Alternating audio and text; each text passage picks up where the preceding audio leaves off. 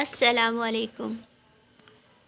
پہلا دن صرف آرام سے گزرا، کسی نے جھانکا نہیں، بھابھی بھی نہیں آئی تھیں۔ صبح نماز کے بعد ہم دونوں سونے کے لیے پھر لیٹ گئے۔ نیند پوری نہیں ہوئی تھی اور تھکاوٹ بھی ہو رہی تھی۔ سردی کا احساس یہاں بھی اچھا خاصا تھا۔ وجہ لاؤنج کی طرف بھی اوپن ہی تھا، فل گرل لگی ہوئی تھی اور آگے پردے تھے، اور روم میں بھی اسٹریٹ کی طرف ونڈو تھی، وہ بھی دیوار کے برابر ہی۔ سوچے سب سے پہلے پردے نکال کر ونڈو پر لگائیں گے تاکہ تھوڑی سردی بھی کور ہو جائے، اور سائڈ پر گھر بن رہا تھا، ڈے میں مزدوروں کی نظر پڑنے کا خدشہ تھا۔ بمشکل آنکھ لگی تھی کہ زور زور سے دروازہ بجنے کی آواز آئی۔ ہم دونوں ہی گھبرا کر اٹھ گئے۔ اللہ خیر کرے، میں نے بیٹے کو دوڑایا، جاؤ دیکھو۔ اس نے کہا امو انکل آئے ہیں۔ ہیں اس وقت؟ میں نے جلدی سے دوپٹہ ڈھونڈا، مجھے اٹھنے میں مشکل ہوئی تھی بستر سے۔ بیٹے نے دوسرے ہاتھ کو پکڑ کر پوری قوت لگا کر کھینچ کر اٹھایا، ایسے کہ میرے فریکچر والے ہاتھ پر پریشر نہ پڑے۔ انکل دو لڑکیوں کے ساتھ نمودار ہوئے۔ ان کے رائٹ لیفٹ 18-19 سال کی دو لڑکیاں تھیں۔ حال احوال پوچھنے کے بعد انہوں نے سارا جائزہ لیا۔ چونکہ ہمارا سامان لاؤنج میں ہی پڑا تھا اور ابھی ہم نے نہ کھولا تھا نہ کوئی چیز سمیٹی تھی، تو مجھے عجیب سی خفت سی ہوئی۔ مجھے ان کے آنے کی وجہ سمجھ نہیں آئی۔ میں ان کی طرف دیکھنے لگی۔ جی انکل، کوئی کام تھا تو آپ مجھے بلا لیتے۔ کہنے لگے او نہیں پتری، میں دیکھنے آیا تھا چولہا آن کیا ہے۔ میں نے کہا نہیں، ابھی کچن کا سامان نہیں کھولا۔ کہنے لگے والو ہی نہیں، چولہا کیسے آن کرنا تھا؟ میں والو لگانے آیا ہوں۔ پھر انہوں نے گیس آن کر کے پائپ لگا کر دے کر گئے۔ ساتھ ہی کہنے لگے ایگریمنٹ نہیں آیا ابھی تک؟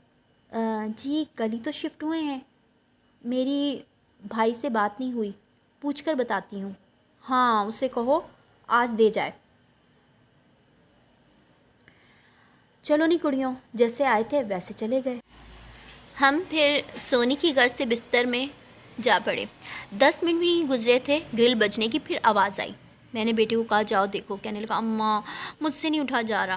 میں نے اسے غصے میں 2-4 سنائی کہ میں نہیں تیزی دکھا سکتی، مجبوری ہے، اس لیے ہر کام کے لیے تمہیں دوڑانا پڑتا ہے۔ جانتی تھی کہ اس کی عمر سے کہیں زیادہ اسے فیس کرنا پڑ رہا تھا ہر معاملے میں۔ اس پہ برڈن کچھ زیادہ ہو گیا تھا۔ اس کے اندر طاقت ہو نہ ہو، دل چاہ رہا ہو یا نہ چاہ رہا ہو، مگر میں چیخ چلا کر غصہ کر کے کام کروا لیتی تھی، ورنہ دھمکی دیتی جاؤ پھر جہاں مرضی جا کر رہ لو، گھر کے کام بھاری لگ رہے ہیں تو، اور وہ مجبور ہو کر اٹھ جاتا۔ امو بھابھی آئی ہیں۔ میں بھی اٹھ گئی۔ بھابھی نے فارمیلٹی والی بات چیت کے بعد پوچھا سامان سیٹ کروا دوں تمہارے ساتھ؟ میں نے منع کیا کہ ہم آہستہ آہستہ خود کر لیں گے۔ انکل کا پیغام دیا، ایگریمنٹ مانگ رہے ہیں۔ کہنے لگی ٹھیک ہے کاشی کو کہہ دوں گی۔ اچھا پھر چلنی آ، کہیں جانا تھا انہوں نے، اس لیے جلدی چلی گئیں، شاید کوٹلی جانا تھا۔ کوئی کام ہو تو بتا دینا۔ ہزاروں بھی ہوتے تو بھی ایک نہیں بتا سکتی تھی، جھجک ہی اتنی تھی۔ اتنی اپنی بنی ہی کب تھی جو اتنے حق سے بات کرتی میں؟ سر درد سے پھٹ رہا تھا۔ ہم دونوں نے مزید آرام کا ارادہ ملتوی کر دیا کہ اب کام کر لیتے ہیں۔ جمبو سائز کے بڑے بڑے بوروں میں سے سامان نکال کر سیٹ کرنا تھا۔ کبڈ کے اوپر اور نیچے خانوں میں کافی وسعت تھی، پورا کارٹن آسانی سے رکھا جا سکتا تھا۔ ایز اٹ از ہم نے رات تک 2 بوریوں کا سامان سیٹ کر لیا، لیکن جیسے جیسے کھولتے جاتے خون کے آنسو دل رو پڑتا۔ اسٹیشن پر رکھے رہنے کی وجہ سے کتنے پیسے بھر رہے تھے، مگر ان کمبختوں نے فشری کے سامان کے ساتھ رکھ دیا تھا میرا سامان۔ جو چیز کھولتے فشری کی اسمیل آ رہی ہوتی۔ دھوپ میں پہلے چیزیں رکھیں، کچھ کارٹن بالکل گل گئے تھے، انہیں چینج کرنا، سامان کو دھو کر رکھنا ہماری اچھی خاصی درگت بن رہی تھی۔ ویسے تو سالوں سے یہی روٹین تھی، ہر دفعہ شفٹ کرنے پر بہت ہی عذاب اور اذیت سے گزرتے۔ ایک ایک چیز کو دھو کر شفاف کر کے سیٹ کرتے، اور ابھی سکون سے رہنے کو بھی نہ ملتا، دوبارہ سامان باندھنا پڑ جاتا۔ کبھی کرایہ ایشو بنتا، کبھی گھر میں کوئی نہ کوئی مسئلہ نکل آتا۔ مالی مکان اگر اچھے بھلے بھی ہوتے تو کوئی نہ کوئی حادثہ یا مسئلہ ان کے ساتھ ہو جاتا، مگر شفٹ ہمیں ہی کرنا پڑتا۔ سامان باندھنے اور کھولنے میں ہی دن تمام ہو جاتے، روزگار کا کب کرتے۔ بعض اوقات تو انتہائی تنگی سے روزے رکھ کر گزارا کرنا پڑتا، باقی کا بیچ کا وقت گھر تلاش کرنے میں لگ جاتا۔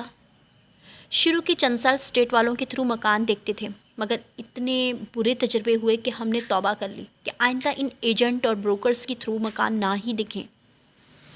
پورے مہینے کا کرایہ بھی ایکسٹرا ان کے ہاتھ میں پکڑانا پڑتا، پھر بھی وہ انتہا کی غلط بیانی اور جھوٹ کا مظاہرہ کرتے، صرف اور صرف خوبیاں بیان کرتے، خامیاں تو سرے سے چھپا ہی لیتے تھے، اور اگر کوئی فوری نظر آ جاتی تو چٹکیوں میں حل کرنے کا یقین دلاتے، مگر جب سامان سمیت آ جاتے تو کام اتنا ڈیلے ہوتا کہ تنگ آ کر ہمیں پھر کہیں مکان ڈھونڈنا پڑتا، مگر وہ لوگ کام کروا کر نہ دیتے۔ کچھ چیزیں ایسی ہوتی ہیں جو ناقابل برداشت ہوتی ہیں، اس میں آپ بات دنوں پر نہیں ڈال سکتے، جیسے موٹر یا سیوریج کا مسئلہ، اور پھر خون جلتا کہ پیٹ کاٹ کر مصیبتوں سے کرایہ پکڑا رہے ہیں مگر سکون سے رہنے کو نہیں مل رہا۔ اور پھر اسٹیٹ ایجنسی کے تھرو لینے کا مقصد ہی یہ ہوتا ہے کہ دونوں پارٹیوں کی ذمہ داری وہ اٹھاتے ہیں، مگر کمیشن صرف لینے سے غرض ہو، اس کے بعد اپنی ڈیوٹی نہیں نبھانی۔ ہم نے خود ہی کہہ سن کا کام کروانا ہے، اور پھر بھی سنی انسنی مالی مکان کریں یا اکیلا دیکھ کر دبانے کی کوشش کریں تو منہ آخر ہمیں ہی کرنا ہوتا۔ یہ سب بھگتتے ہوئے تو میں اچھی خاصی ان ایجنسی والوں سے فیڈ اپ ہو چکی تھی، اس لیے اب کوشش یہی ہوتی کہ خود اپنے طور پر ہی گھر تلاش کر لیں۔ جب فیس ہم نے ہی کرنا ہے تو میرا اتنے بڑے قرض کا رسک لینے کا کے پیچھے بھی سالوں کی یہ اذیت ہی تھی جو دنیا والوں کو نظر نہیں آتی تھی۔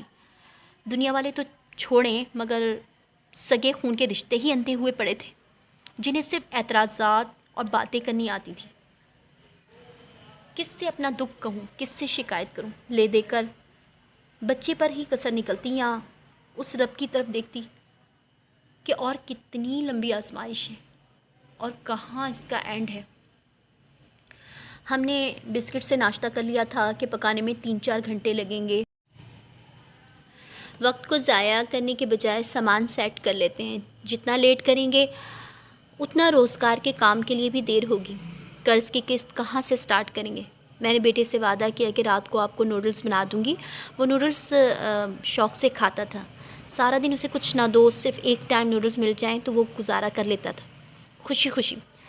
یہی وجہ ہے کہ ہمارے جسم کھوکھلے تھے اور جان پوری پوری تھی، البتہ ہمت کا مظاہرہ ڈبل ٹرپل کرتے تھے اور دوسروں کو محسوس بھی نہیں ہونے دیتے تھے، اور یہ ہمت ممی اور ڈیڈی دونوں سے ملی تھی مجھے اور مجھ سے میرے بیٹے کو، بس اس کے سوا ہمارے پاس کچھ نہیں تھا۔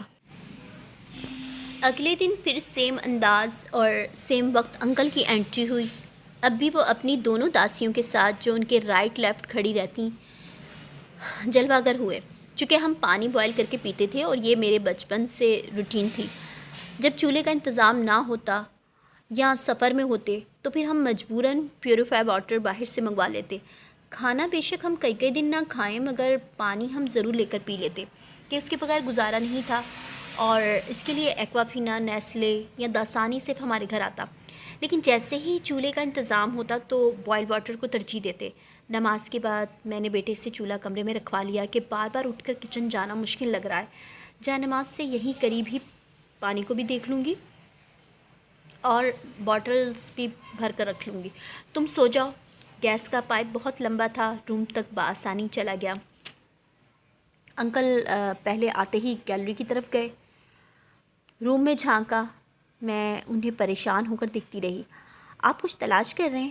کہنے لگے، پتری میں یہ کہنے آیا تھا، سامان سیٹ کروانا ہو، صفائی کروانی ہو، ان بچیوں سے کہو یہ کر دیں گی، تھوڑے سے پیسے انہیں دے دینا۔ پھر کہنے لگے، دلہن تیار کر لیتی ہو؟ میں نے کہا جی، بس اس کی ہم نے شادی کرنی ہے، تم نے اسے تیار کرنا ہے۔ انہوں نے بڑی والی کی طرف اشارہ کیا، ساتھ ہی کہنے لگے، کوئی میک اپ کا سامان ہو، لپسٹک وغیرہ ہے تمہارے پاس؟ جی سامان میں ہوگی، اسے دینا ہے، اسے بہت شوق ہے۔ میں نے دیکھا واقعی بڑی والی لپسٹک لگائی ہوئی تھی اس نے، اور بیس بھی۔ میں دل میں حیران ہوئی کہ کام کرنے والی کو تیار ہونے کی ضرورت ہوتی ہے کیا؟ آفس وغیرہ میں یا جابس کرنے والی خواتین کو ہلکا پھلکا تیار ہونا تو ان کی مجبوری ہوتا ہے۔ خیر، ہو سکتا ہے اب یہی ٹرینڈ چل پڑا ہو، میں کون سا لوگوں میں جا کر بیٹھتی ہوں۔ دنیا کس طرف جا رہی ہے جو مجھے اندازہ ہو۔ باتیں کرتے کرتے انہوں نے چھوٹی والی کو اشارہ کیا کہ جا کر چولہا لاؤ۔ وہ روم سے اٹھا کر لے آئی۔ کہنے لگے لمبا پائپ ٹھیک نہیں ہوتا، دیکھو کتنا بل پڑا ہوا ہے، گیس لیک ہو سکتی ہے، پھٹ سکتا ہے۔ انہوں نے پائپ کاٹا، چھوٹا کیا اور چولہے کو کچن کے سلیب پر فکس کر دیا۔ ساتھ ہی ایگریمنٹ مانگنے لگے۔ لاؤ بھائی، میں نے کہا کل بھابھی کو کہہ دیا تھا، آج اگر وہ آئیں تو بتائیں گے کہ کاشی کب دے گا۔ کہنے لگے یہ غلط بات ہے، میں نے پہلے ہی کہا تھا پہلے ایگریمنٹ ہوگا پھر شفٹ کریں۔ میں نے کہا ہو تو چکا ہے اور کیسے ہوگا، پیسے بھی آپ کو دے دیے ہیں، آپ نے تھانے میں جمع کروانے کی خود ہی نکالی ہے، ورنہ رکھ لیں اپنے پاس ایسے ہی۔ نہیں وہ ضروری ہے، اب سختی ہو گئی ہے، ایسے کرایہ دار نہیں رکھ سکتے۔ میں نے دل میں سوچا ہاں میں تو جیسے ٹیررسٹ ہوں، ٹھیک ہے میں پوچھ کر بتاتی ہوں انہیں، ابھی فون کرو۔ جی ابھی تو وہ شاید سو رہا ہو، اور وہ اٹھائیں اسے فون کر کے، پہلے یہ کام کرے۔ ٹھیک ہے کرتی ہوں۔ انہوں نے بیل بھی ٹھیک کی اور کہا کہ نیچے کا گیٹ یا بیل کوئی نہیں بجائے گا، میں نے آپ کی بیل ٹھیک کر دی ہے، اب جو بھی آئے وہ آپ کی بیل بجائے اور آپ اپنی طرف کا دروازہ کھولیں، بلکہ آپ نے کہا تھا کہ میرے گھر کوئی نہیں آتا، یہ آپ کی امی تو کل آئی تھیں۔ جی وہ تو آئیں گی اور بھائی بھی آئے گا، کوشش کریں کہ وہ لوگ بھی نہ آئیں۔ دل میں سوچا کہ میں نے کرائے پر لیا یا جیل میں ہوں۔ میں نے کہا مگر کیوں انکل؟ بس وہ آپ کی آنٹی کی طبیعت ٹھیک نہیں رہتی، شور شرابہ انہیں پسند نہیں، بڑے لوگ آتے تھے مکان کے لیے، کرایہ بھی زیادہ دینے کو تیار تھے، کہتے تھے ڈبل پیسے لے لیں مگر ہمیں دے دیں، پر ہمیں چھوٹی سی فیملی چاہیے تھی اس لیے آپ کو دیا۔ میں نے کہا 11 سال سے تو کسی نے قدم نہیں رکھا، اب نزدیک ہوں تو شاید ایک آدھ بار کوئی آ جائے میرے پاس برادری کی شرما شرمی میں۔ انکل کہنے لگے پر بچے وغیرہ بالکل نہ آئیں۔ میں نے کہا لوگوں کے گھر میں مہمان رشتہ دار آتے جاتے رہتے ہیں، رہنے بھی آتے ہیں، اس کا کہا تھا کہ ایسے میرے پاس آنے والا کوئی نہیں، مگر امی اور بھائی تو آئے گا نا، کرایہ انہوں نے ہی دینا ہے، آپ کو انہیں مطلب کیسے منع کر سکتی ہوں؟ بھائی بھی پتہ نہیں آتا ہے یا نہیں، شاید کبھی چکر لگا لے اس لیے احتیاطاً کہا ہے۔ اچھا چلو پھر صرف یہ 2 لوگ آئیں۔ وہ چلے گئے، میں قرآن پڑھ رہی تھی اس لیے دوبارہ شروع کر دیا۔ جب بھابھی آئیں میں نے مختصر بتایا، ان کے ساتھ عائشہ تھی، کاشی کی بیٹی۔ وہ تھوڑی دیر باتیں کرتی نہیں، ابھی تک سیٹ نہیں ہوا سامان، سارا وقت تو لگی رہی ہوں اسی چکر میں، کھانا تک نہیں پکایا۔ اب انہیں کیا بتاتی کہ ایک ایک چیز کو صاف کر کر کے دھو کر چور ہو گئے، باقی کے بورے کھولنے میں ٹائم لگے گا۔ لاؤنج میں لگے پردے انتہائی گندے ہو رہے تھے، جیسے سالوں سے کسی نے انہیں ہاتھ نہ لگایا ہو۔ میں نے کہا یہ پردے اتار کر نیچے دے دیتی ہوں، مگر نئے خریدنے پڑیں گے، پر ابھی بجٹ نہیں ہے، اگر بالکل ہٹا دیے تو زیادہ ٹھنڈ آئے گی، پر اتنے خراب پردے برداشت بھی نہیں ہو رہے تھے۔ بھابھی کہنے لگیں دھلنے کے بعد یہ بہتر لگیں گے، ابھی یہی لگا لو، کچھ ٹائم کے بعد چینج کر لینا، مگر اتنے اونچے میں تو اتار بھی نہیں سکتی۔ تب بھابھی نے کرسی رکھ کر سارے پردے اتارے۔ دل تو چاہ رہا تھا اٹھا کر کچرے میں پھینک دوں، مگر اس وقت انتہائی مجبوری تھی، کیا دھوبی سے دھلواؤں، اس لیے کہ میں ایک ہاتھ سے اتنے گندے اور ہیوی دھو ہی نہیں پاؤں گی۔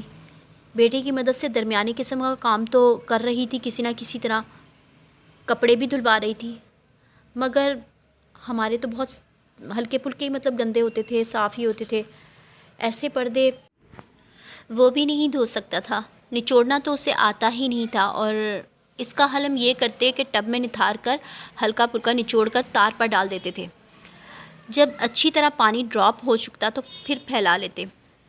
میں نے سوچا صبح انکل بچیوں کا کہہ رہے تھے کہ ان کو پیسے دے کر دھلوا لیتی ہوں۔ بھابھی کہنے لگی میں مشین میں دھو لوں گی، گھر سے دھو کر لے آتی ہوں۔ میں نے بھابھی سے زندگی میں اپنا کوئی کام نہیں کروایا تھا، اس لیے دل نہیں مان رہا تھا۔ دل ایسا کہ سیدھے بھی کیے جوتے بڑوں کے، دل ایسا کہ سیدھے بھی کیے جوتے بڑوں کے، ضد ایسی کہ خود تاج اٹھا کر بھی نہیں پہنا۔ میں نے منع کیا، وہ کہنے لگی اتنے کپڑے دھلتے ہیں، یہ تو تھوڑے سے پردے ہیں، میں دھو کر لے آؤں گی، تم نے پیسے ضرور دینے ہیں۔ میں نے کہا ٹھیک ہے پھر آپ نہیں دھوئیں گی. کہنے لگیں ٹھیک ہے منی سے دھلوا لوں گی. وہ ویسے بھی تو مشین لگاتی ہے نا, تمہارے لیے اس نے اسپیشل تھوڑی لگانی ہے, ساتھ یہ بھی دھل جائیں گے. بھابھی سے تو رسپیکٹ کی وجہ سے کام کروانے کا سوچ بھی نہیں سکتی تھی. ویسے بھی مجھے شروع سے ناپسند ہے بڑے کام کر رہے ہوں اور چھوٹے سامنے بیٹھے دیکھ رہے ہوں. میں بھابھی کو دوسروں کی خدمتیں کرتا دیکھتی تھی تو غصہ آتا تھا کہ جو کام وہ خود کر سکتے ہیں بآسانی وہ ان سے کروا رہے ہوتے تھے. مگر میں کبھی کسی کے معاملے میں نہیں بولی, اس لیے دل میں کر لیتی تھی مگر بولتی نہیں تھی. البتہ اپنا کام میں ہر حال میں چاہے بیمار ہوں یا مر رہی ہوں خود ہی کرتی. مگر منی سے اس لیے کبھی نہیں سوچ سکتی تھی کہ ہماری اتنی فرینکنس نہیں تھی. اس نے ہمیشہ مجھ سے ضد بازی والا رویہ رکھا تھا. بہت مجبوری میں بھی میں اس سے اپنا کوئی کام نہیں کروا سکتی تھی. اتنی جھجک اور اجنبیت تھی رشتے میں. بہت سوچ کر میں نے کہا کہ میں پیسے دوں گی اس کے. ان لڑکیوں کو بھی تو دینے تھے. پہلے بھابھی نے منع کیا پھر مان گئی. ٹھیک ہے دے دینا. میرے پاس چند سو تھے. اندر سے میں پریشان تھی کہ راشن کی چیزیں نہیں منگوا رہی اور پردے دھونے دے دیے ہیں. اب اس کے پیسے کہاں سے کروں گی؟ یہ پریشانی بھی کھائی جا رہی تھی کہ کام کیا کروں. گھر سے نکلنا بھول چکی تھی. قابلیت اتنی تھی نہیں کوئی اچھی جاب مل سکے. گھر بیٹھ کے کام نہیں کر سکتی تھی. سلائی بھی کریں تو مشین اور 2 ہاتھوں کی ضرورت ہوتی ہے. مشین کہاں سے لاؤں؟ ایک ہاتھ وہ بھی الٹا ہاتھ. اس سے کیا کروں؟ میں نے بیٹے سے کہا کہ ہم نے آ کر غلطی تو نہیں کی. وہ بھی پریشان ہو گیا. اچھا میں کوئی کام ڈھونڈتا ہوں. اب تم کیا کرو گے؟ اسکول کا تو پڑھ نہیں پا رہے ہو. جب سے آئے ہو ادھر ادھر خوار ہونے کی وجہ سے کتاب تک کھول کر نہیں دیکھی. کام کیا کرو گے؟